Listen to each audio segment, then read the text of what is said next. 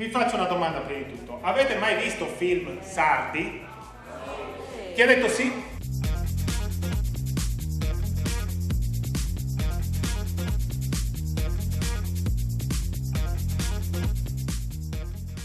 Di questi progetti, compreso questo di Andrea Mura, è che sono film anche sostenibili nella produzione. Avete mai visto la produzione di un film, il set?